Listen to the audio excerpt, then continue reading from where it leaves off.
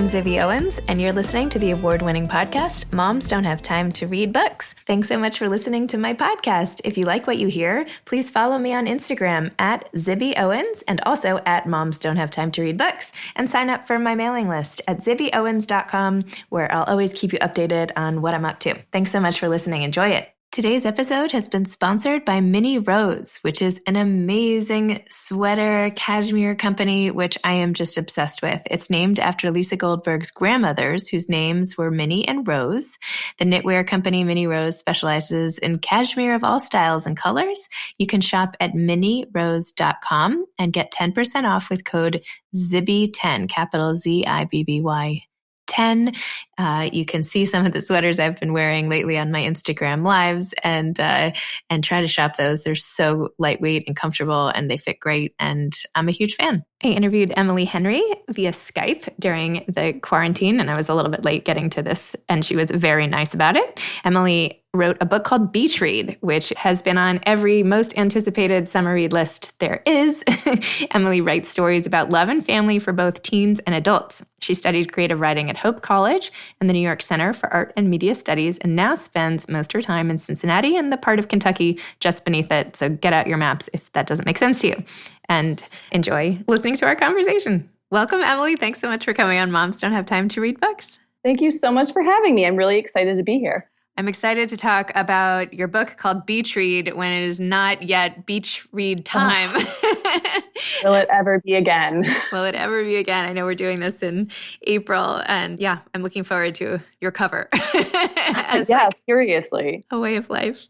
Could you please tell listeners what Beach Read is about? Yeah, so I'll do my best. You might have noticed my book is rather long. I'm not short-winded, so the elevator pitch is always tricky for me. But the basic premise is that an author, a romance author who has recently lost her father and found out some pretty damning secrets about him and her parents' marriage, sort of loses her belief in love.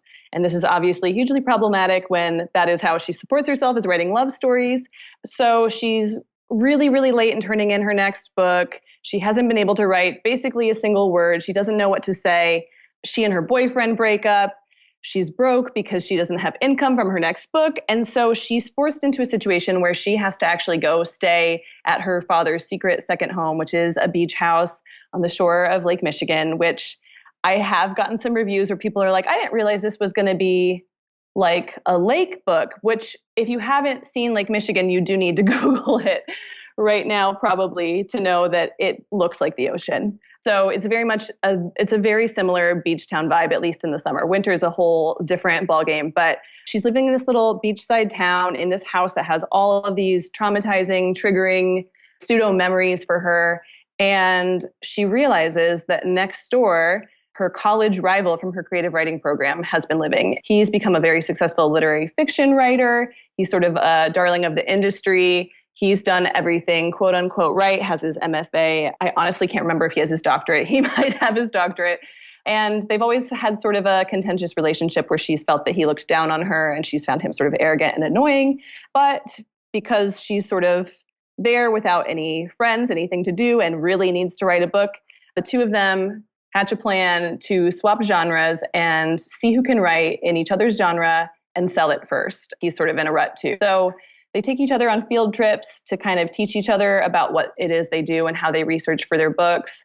And I don't know, they may or may not fall in love. It's hard to say with a book categorized as romance. But yeah, so that's the basic pitch. It is, to me, it's like very much a warm hug. There are some darker themes too. I truly cannot write a book without talking about grief and death for some reason.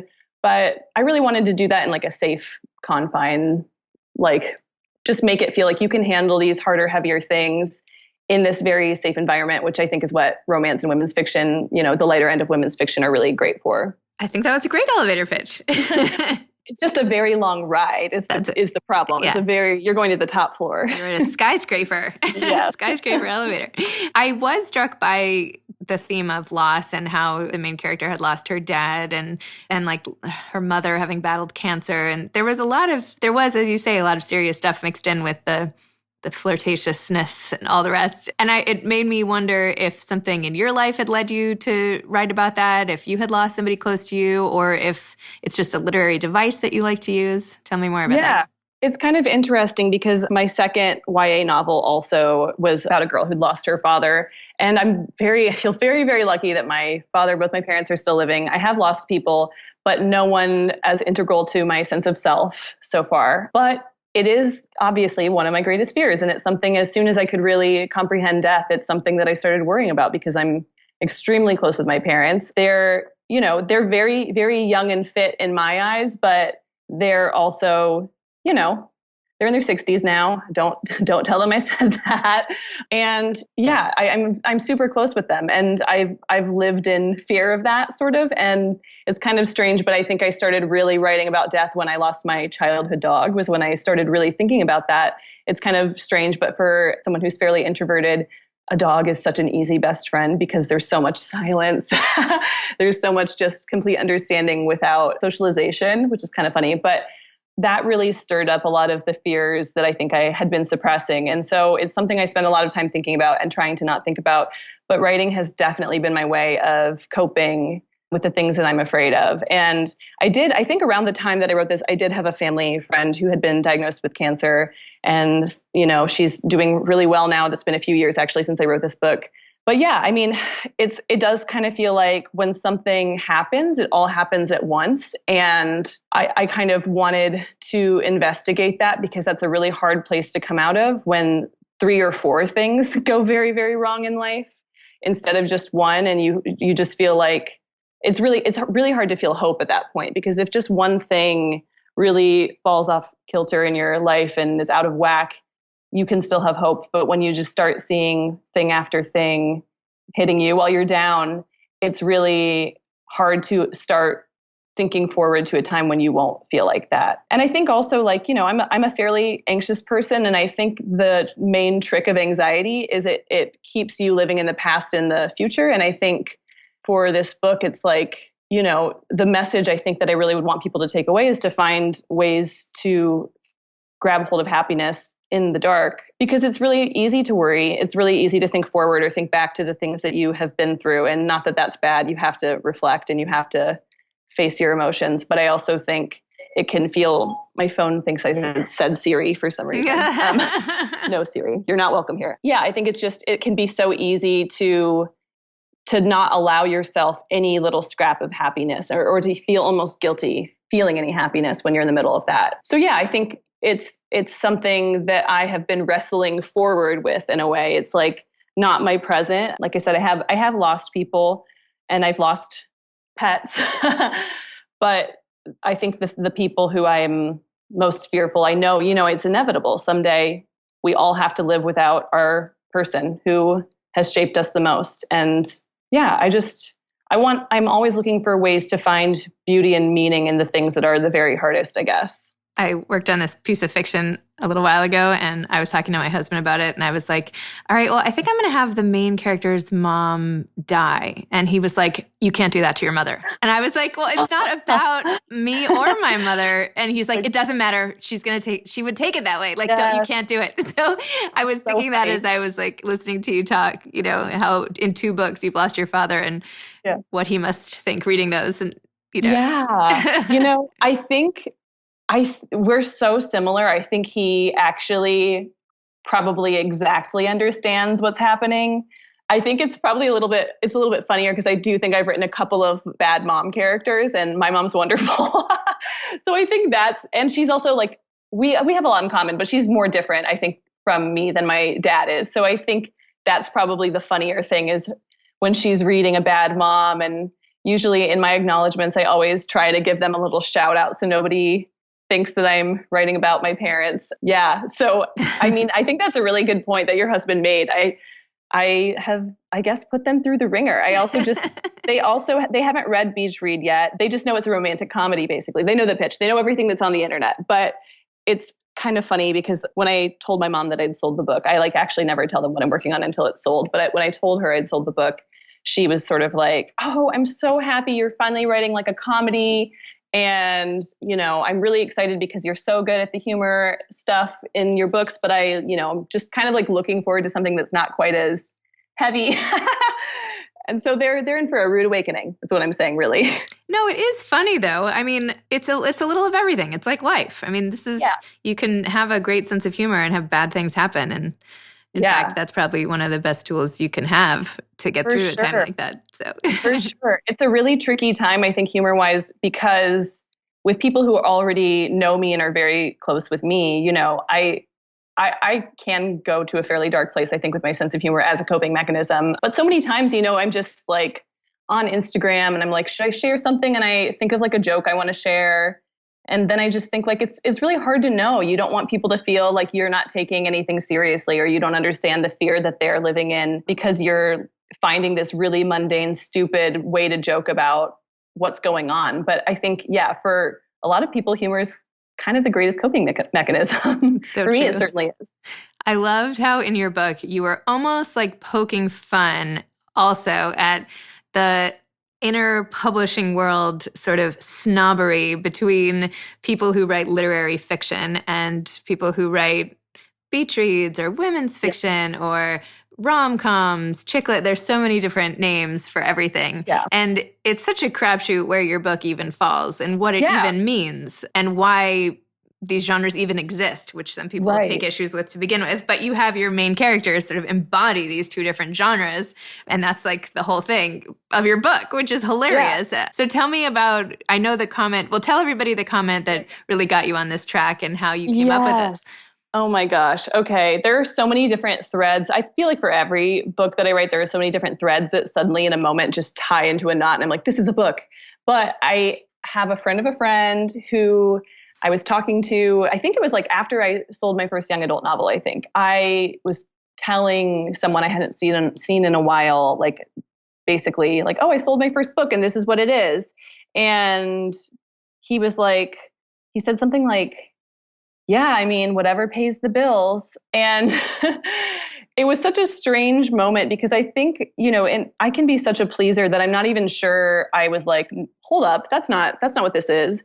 But I definitely felt my stomach sort of bottom out, thinking people think I'm doing this for some sort of cash grab, which is, I think, a really common misconception with young adult novels because there were a few huge blockbusters. People think that there's like a ton of money in it. And anybody can do that. And if you do that, then you're going to be rich. So yeah, it was kind of a strange moment to realize someone thought that I was not doing what I wanted to do. And then I was just making a play for money and, dumbing myself down in some way to speak to the masses. And that was not at all what was happening. I was really excited about what I was writing. I have always loved young adult fiction because it gives space to emotion and sentiment. And I think I love literary fiction too.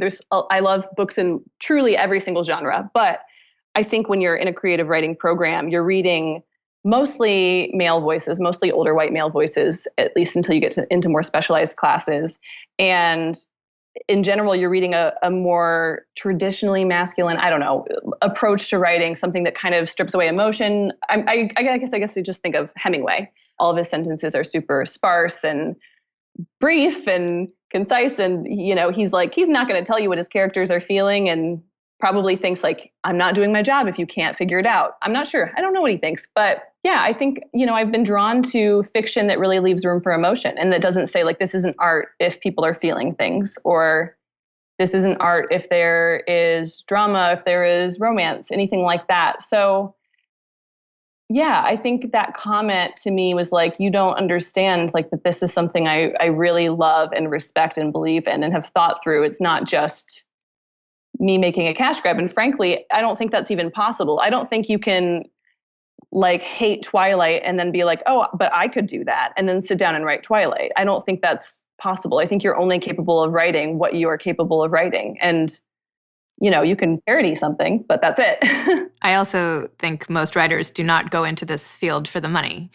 No. Or if they do, they need to like turn around and walk out again. I mean, it's like winning the lottery if you have a book that is like really financially successful. People do it, I think, and I'm sure you would agree, they do it for the love of what they're doing and the craft and the need to, I don't know, connect or share their stories or whatever. So I don't know. I kind of want to, I'm not happy with the person who said that to you. I see a little bit of violence in your face, Zibby. No, I'm sorry. I know it's annoying. I mean, it's really a huge accomplishment to sell any work of fiction or any book and to spend that long and work on it and see it published. It's amazing. So I don't know. I feel like it's like how the Oscars celebrate like small indie films a lot of the time, or very artsy, or things that maybe the most people haven't gone to see, and then the movies that everybody has seen don't even get a second look at for the Oscars. Yeah. So, you know, it's like the court of popular opinion and then the awards. So I don't know. I think there's room for everything is all I'm saying.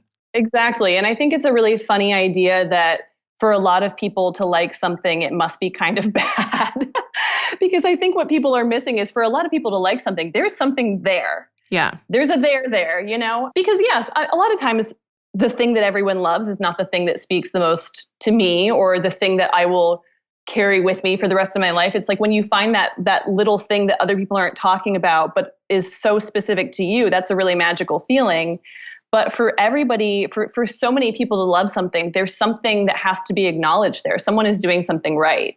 And yeah, I mean, I wasn't even writing big YA fiction. I was writing like genre slanted books that were, I don't know, they aren't huge, and I'm fine with that. I wrote books I love. Beach Read is probably the first thing I've written that's as accessible as it is. And again, I did it because I wanted to do it. I didn't think I was going to get rich from that. But Beach Read is not YA, is it? No, it is not. Okay. No. I'm like, did I miss? I'm like looking at it again. I was did I make a mistake? No, it is not. Yeah. So exactly. I mean, but I think romance is the same thing. Like romance. So that comment, I'll jump back because I'm really moved far off course. So that comment had always sort of been in the back of my brain since then.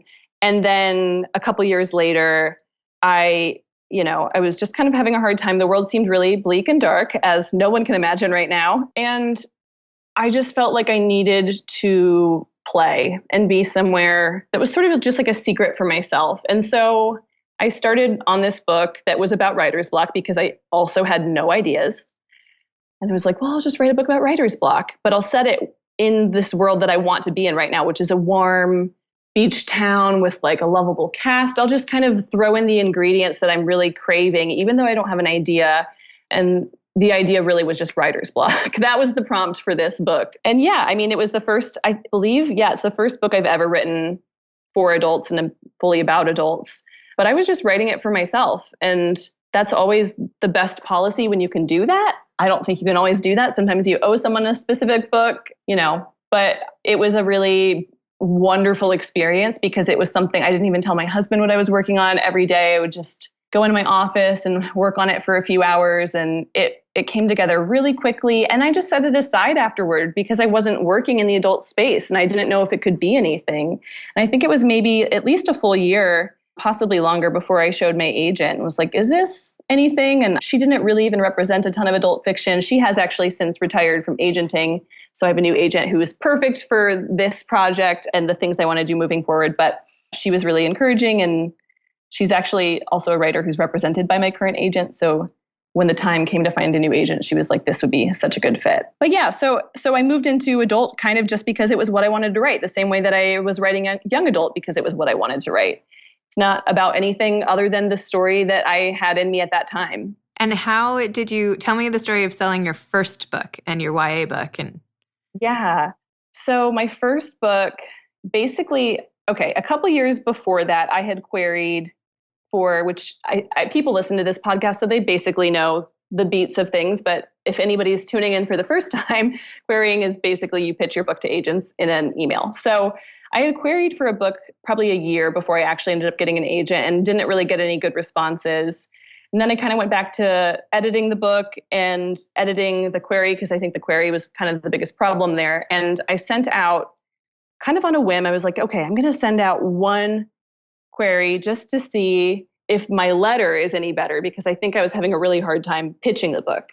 And so I sent out one to an agent who seemed very cool, but I didn't know a ton about. She just seemed great. And within, usually the response time is pretty slow in this industry because there's a lot of reading involved. But she responded in like an hour and was like, I want to see the full manuscript, please. And then I went back to her like query tracker profile where you can kind of read about the agents and realized that she was like the number one most responsive agent at that time. She was very young and hungry. So I was like, oh no, I sent this to one agent and now I can't, send it out to a million more and find out like what's going to happen. I don't know. It was just like kind of a tricky situation. So I sent it to like 5 more agents. But by the next day, she offered on that book, which was a very different book. I did not end up selling it. So she offered, I accepted. She was the best. She was perfect for me. We worked on that book for a few months, just kind of cleaning it up. She was a really great editor as well. And we took it out. It was a YA novel. And we took it out and got good responses about the writing, but not really about the genre. It was sort of a contemporary fantasy, which was sort of oversold at the time. So while it was out on submission with publishers, I had an idea for another book and I just wrote that without, again, telling anyone, because that's sort of my MO. So I wrote that pretty quickly, kind of in the fervor of manic drafting that I love so much. And then I sent it to my agent and was like, I don't know, should we work on this while the other book is on submission? And she was like, oh, we need to try and sell this instead. Like, this is fresh. This is new. No one's done this. So we took that out. And actually one of the editors who'd really liked the other book ended up buying it within a month. So that was really wonderful. And it all happened like a lot faster than I expected it to. Yeah. And it was super exciting. I was living with my parents at the time. I'd like graduated college and moved home to try and save money while I was paying off student loan debt. And my boyfriend, who's now my husband, was also like living with my parents basically. And we wanted to get married, but we just had no money and like no prospects. And suddenly things just sort of came together in a really great way where like he got a new job. I sold my book. We found the perfect little apartment and it was like just the best month. That's awesome. I like hearing stories that end happily like that. Yeah. And it's obviously not just a smooth road after that. It's, my career's been all over the map already and I feel like it's just starting. And you're so young. I'm not going to ask how old you are. I feel like that's rude, but you must be I'm probably a little bit older. Are you under 30? Just barely. Okay, not for very long. I'll say not for very long. Okay.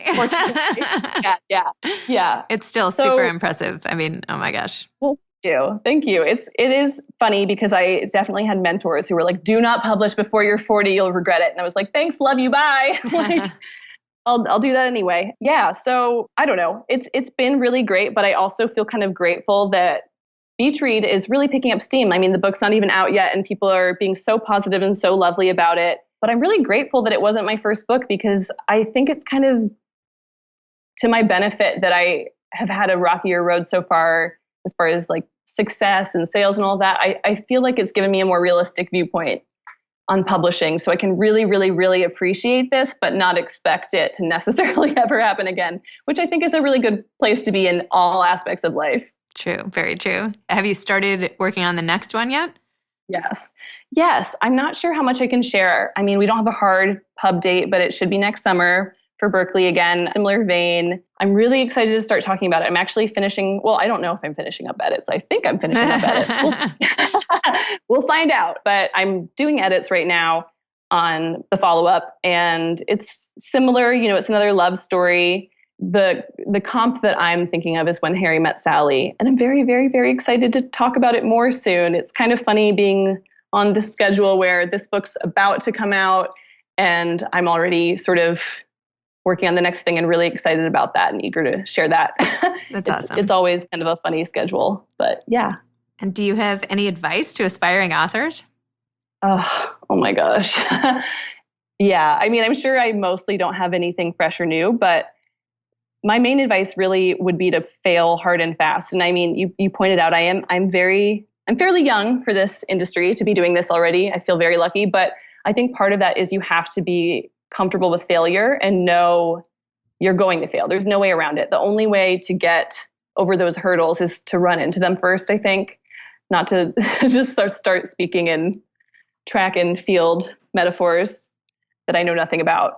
But yeah, I think that sometimes when you fail, it takes a really long time to work up the courage to try again. And that is sometimes a big mistake, because everybody you're seeing who looks like an overnight success has failed plenty of times, and they're going to keep failing. And you kind of just have to trust that the failure is part of the process. And the more you can fail, the faster you can fail, the faster you're going to get where you want to go. I mean, that's how I feel about it. I see you nodding, so I think maybe you agree. Yes, I agree. I think that's great advice. I think sometimes it's hard to believe when you see all the books in a bookstore and you think, wow, I mean, this must be so easy for everybody. Look how many books just came out, right? This must be a piece of cake. But literally every single person I've spoken to talks about some struggle or the years it took or the failures. And I have to keep reminding myself that, like, for every book on the shelf, that author has like many others that didn't make it. Yeah. And there have been times when all the authors have been sitting there being like, I'm never going to sell a book. So it happens. It's just like, I don't know, out of not in the way that maybe people want it to happen all the time. So hardly ever in the way that you think it will happen. That's for sure. But I think the other thing, so this is a little bit more of a cosmic answer to your question, but I did want to share it because I think the biggest revelation for me, as far as advice I want to give to creators, artists out there now, I think it's so important to make the thing that only you can make. And I've been thinking about this a lot because I was watching this show, The OA, on Netflix. I'll do a little shout out. It's pretty dark, intense, probably not Beach Reader's ideal viewer, but I loved it so much. And it was so strange and so surprising. And it was canceled after 2 seasons. And people were really devastated who were watching it because it was just like nothing else out there. And it was this weird, like, revelation for me to see something I loved that much that felt so brave and new and strange and just like not like anything else. And to see it be canceled. Like, I mean, it's sad. I wish I could see the rest of the show, but it kind of made me realize, like, just because this got canceled doesn't mean that it didn't have value in getting made in the first place. And it'd be so sad if you were making something that you thought, like, nobody's going to want this, but you really want it and you really believe in it. And it feels like important to you and like the thing that's like what your heart desires, to just cast that aside because you don't see it anywhere else, I think is a huge mistake. And that doesn't mean you're necessarily going to sell that thing that speaks so specifically to you. But I think that that's kind of been my biggest revelation that I kind of want to imprint on everyone who's making art of any kind, to just say, like, the thing that you want to make is worthy of being made, and you're the only person who can make it. If somebody else does it, it's going to be different. And that's great too, but you're the only person who can do it your way. And that's special and that's meaningful. And I think it's like almost a sort of alchemy that's like you're putting something into the world that only you could make. And who knows how that changes things? Who knows what ramifications that could have, what that can mean to someone. So true. I love that. Well, Emily, thank you so much for coming on Moms Don't Have Time to Read Books. Thanks for this beach read, which I am looking forward to seeing scattered all over beaches this summer, if hopefully beaches open again and everything is back to, you know. So anyway, thank you so much. Thank you so much for having me. My pleasure. Thanks again for listening to my podcast, Moms Don't Have Time to Read Books. If you liked this episode, please follow me on Instagram @ZibbyOwens and @Moms Don't Have Time to Read Books, and sign up for my mailing list at zibbyowens.com so you can always hear about the latest things I'm up to. Thanks a lot. Today's episode has been sponsored by Mini Rose. Check it out at minirose.com and get 10% off with code ZIBBY10, ZIBBY10. And go shop for some sweaters. Thanks so much to Steve and Ryan at Texture Sound for the sound editing. And thank you to Morning Moon Productions for providing this fantastic intro and outro music. Thanks for listening. You could always email me at zibby@zibbyowens.com.